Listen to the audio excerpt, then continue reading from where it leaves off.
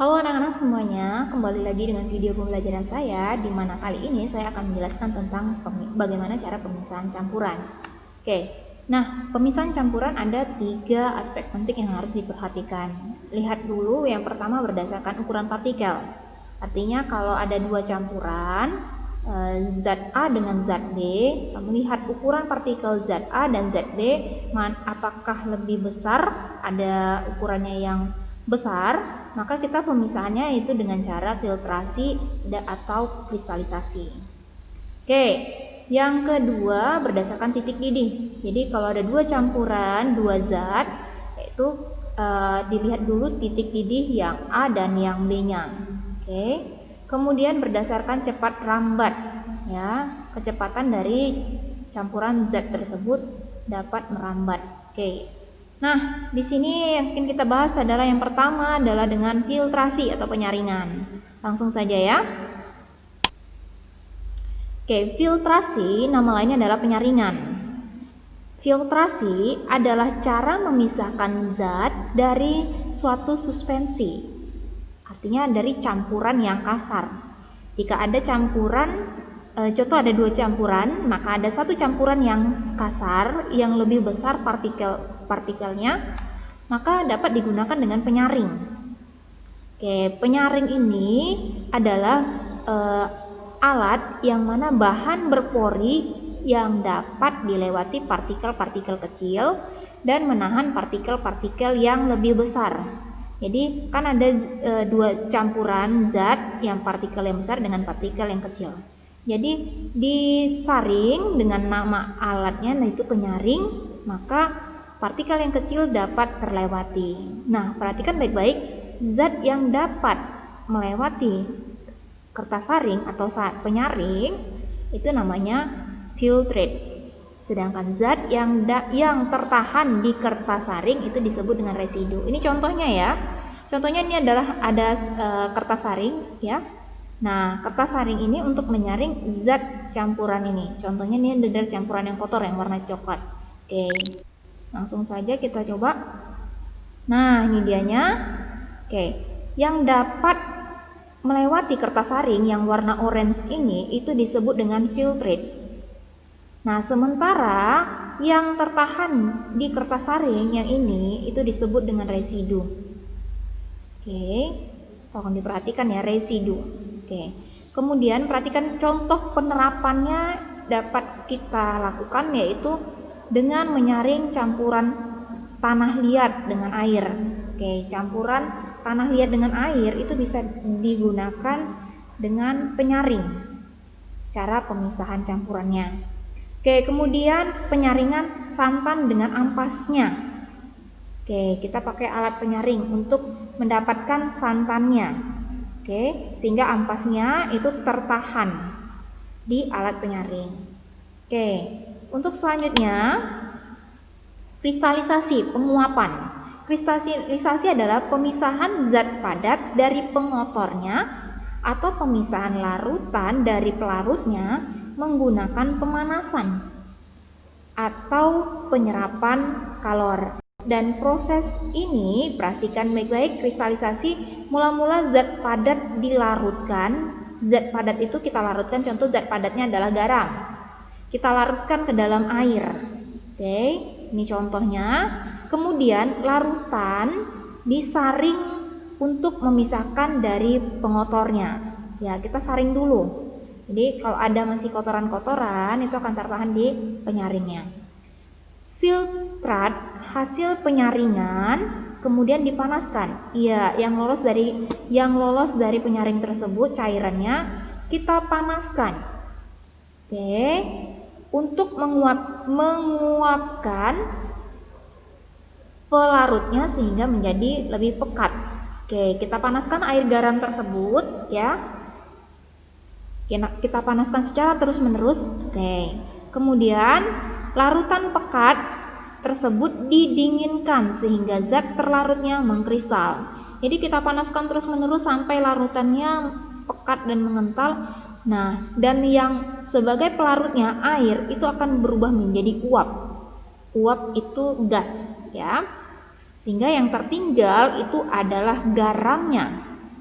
Nah, biar garam menjadi kristal kembali, kita dinginkan. Nah, hal ini terjadi karena suhu rendah kelarutan menjadi berkurang. Ya, pada suhu rendah kelarutan menjadi berkurang. Oke, ini contohnya ya. Kita panaskan secara terus-menerus. Ya, si pelarut air tersebut akan berubah menjadi uap. Nah, yang tersisa itu adalah garam. Nah, garam kita dinginkan, ya, jangan kita panaskan lagi, maka dia akan berubah menjadi kristal. Nah, pemisahan ini bisa diterapkan dengan pemisahan campuran air dan garam. Pembuatan gula tebu, ya, gula dari tebu ya, air tebu. Oke, itu tadi. Selanjutnya adalah penyulingan atau yang disebut dengan destilasi. Destilasi pemisahan campuran berdasarkan titik didih dari campuran tersebut. Titik didih contoh berarti air laut. Ya, kita harus tahu titik didih air berapa. Oke. Kemudian perhatikan baik-baik, pada proses destilasi campuran dipanaskan sampai mendidih dan berubah menjadi gas, kemudian dilewatkan kondensor yang dialiri air dingin untuk menurunkan suhu sehingga gas mengembun dan menjadi air murni kembali. Jadi gini, air laut dipanaskan, bisa juga air garam ya. Contoh air garam itu campuran air dengan garam ya.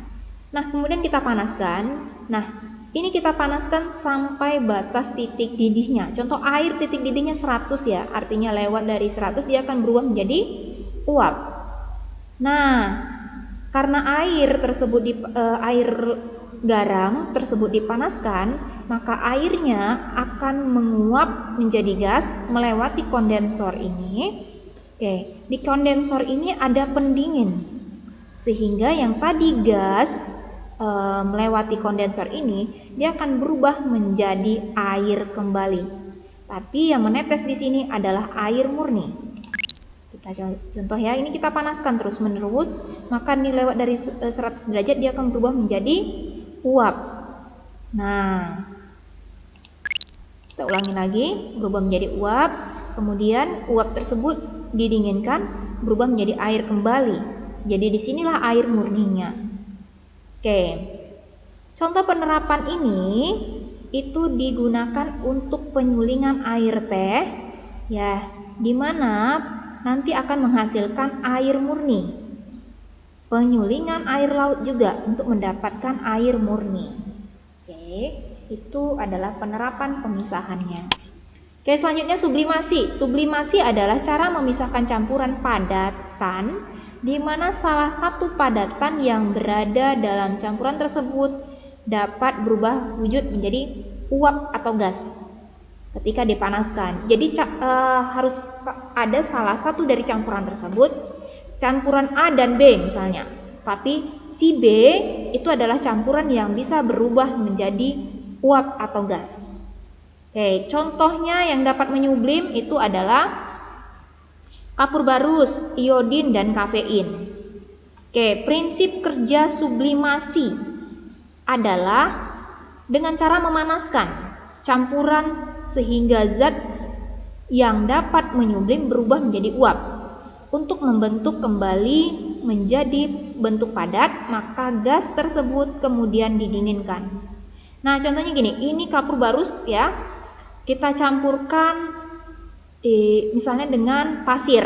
Oke, diaduk rata. Nah, di sini kita mau memisahkan kapur barusnya kembali sehingga pasirnya terpisah dari kapur barus. Bagaimana caranya? Di sini campuran tadi pasir dengan kapur barus kan kita tidak bisa memilah pakai tangan. Kita panaskan. Oke, kita panaskan misalnya ini di dalam gelas ukur yang bisa dipanaskan ya. Kemudian kita panaskan. Oke.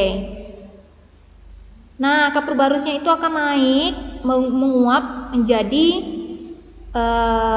gas. Nah, agar gas tersebut tidak keluar dan tertahan, maka dibuatlah sini adalah pendingin. Pendinginnya adalah es. Jadi kapur barus tersebut berubah lagi menjadi kristal ketika sampai di bagian pendinginnya. Nah, ini pernah kita lakukan percobaan ya. Nih, contoh penerapan untuk memisahkannya adalah campuran kapur barus dengan pengotornya. Pengotornya bisa pasir gitu ya. Kemudian campuran iodin dengan pengotornya juga. Oke, ini cara pemisahannya. Oke, selanjutnya adalah kromatografi. Kromatografi adalah cara memisahkan warna-warna larutan dengan pelarutnya menggunakan kecepatan merambat zat warna dalam mediumnya. Kertas kromatograf ya namanya ya, pakai kertas kromatograf. Ini dianya, kertasnya. Jadi kertas ini nanti diteteskan sebuah larutan, oke. Kemudian akan terlihat ada perbedaan warna ya. Masing-masing warna tersebut berbeda kecepatannya sampai kepada fasa kertas yang tidak bergerak lagi melaju ya. Ya, prinsipnya gini, pemisahan zat berdasarkan perbedaan kecepatan perambatan pelarut. Pelarut itu sebagai fasa yang dapat bergerak dan pada suatu lapisan zat tertentu fasa diam. Oke, ada batasnya, dia tidak bergerak lagi, jadi batasnya. Oke, ini tabung kromatografinya. Oke, agar fasa tersebut, cairan larutan tersebut bisa terlihat pergerakannya. Oke, terlihat di sini nanti akan hasilnya adalah contoh ini dimasukkan ke dalam sebuah larutan untuk mengetahui zat-zat apa yang ada di dalam larutan tersebut. Nah, kalau dilihat kasat mata kan tidak bisa kita ketahui. Nah, dengan kertas kromatogram ini secara manual ya, kita bisa mengetahui perbedaan warna ini berarti menyatakan di dalam zat tersebut ada bermacam-macam zat ya, di dalam larutan tersebut ada bermacam-macam zat. Nah, di sini terlihat perbedaan warna tersebut, dia memiliki kecepatan rambat yang berbeda sampai kepada fasa diamnya. Nih, sampai kepada sini. Nah, kecepatan tersebut berdasarkan jenis dari zat yang ada di dalam larutan tersebut juga. Pemisahan komponen, contohnya untuk menerapkan pemisahan komponen warna pada tinta. Penentuan jenis narkoba pada urin pemakai narkoba. Nah, ini pada urin pemakai narkoba, yaitu dengan urinnya diteteskan pada kertas kromatogram ini baru akan terlihat warna-warni yang akan merambat pada kertas kromatogram, kemudian diidentifikasi setiap warnanya tersebut mengandung zat apa. Oke. Selanjutnya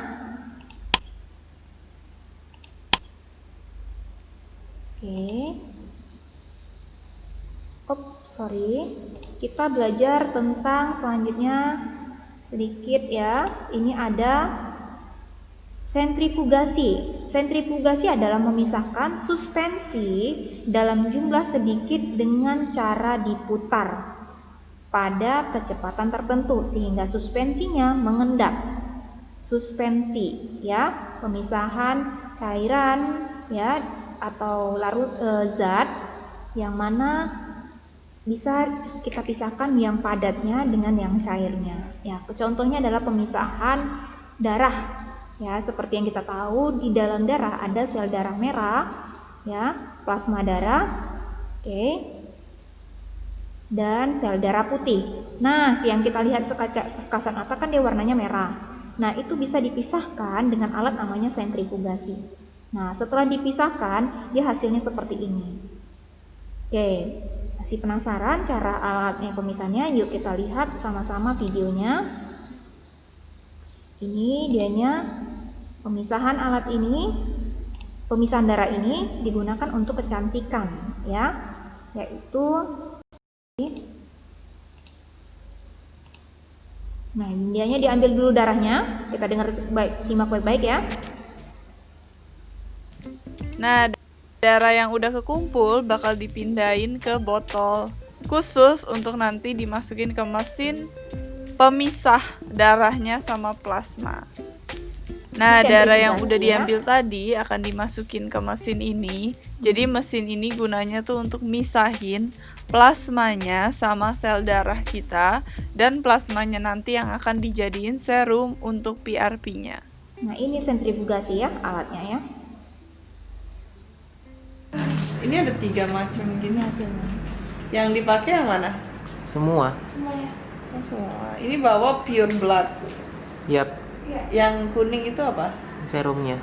Ini tuh nggak di, ini tuh awalnya darah semua apa ditambahin sesuatu? darah. Ini Darah darah semua. ini nggak diapa-apain nih? Nggak diapa-apain. Aku mau foto. Oke. Darah. Ini Darah darah semua. ini nggak? Yap, Nah, ini dia terjadi pemisahan ya. Ini sel darah merah, plasma darah, ini sel darah putih. Nah, ini hasil pemisahannya. Itu tadi alat pemisahan pemisahan darah, oke, namanya sentrifugasi ya, dengan cara sentrifugasi. Oke, selanjutnya bentar ya. Di sini ada sebuah pertanyaan. Oke, untuk pemisahan silakan dijawab. Ada 2 pertanyaan ya. Jawabnya di Google Class. Oke, di sini ada air keruh. Oke, air keruh ini silakan dijawab dengan cara filtrasi kah, kristalisasi kah, sublimasi. Kira-kira yang paling tepat itu jawabannya dengan cara apa? Silakan dijawab. Kemudian yang kedua adalah kapur barus dan pasir. Itu dengan cara apa kita dapat memisahkannya? Silakan dijawab. Filtrasi, kristalisasi atau sublimasi. Oke, itu aja untuk pembelajaran hari ini. Cukup sampai di sini. Silakan dijawab pertanyaan ini. Dan kalau ada yang masih kurang paham, silakan boleh bertanya di grup pembelajaran kita. Sampai jumpa.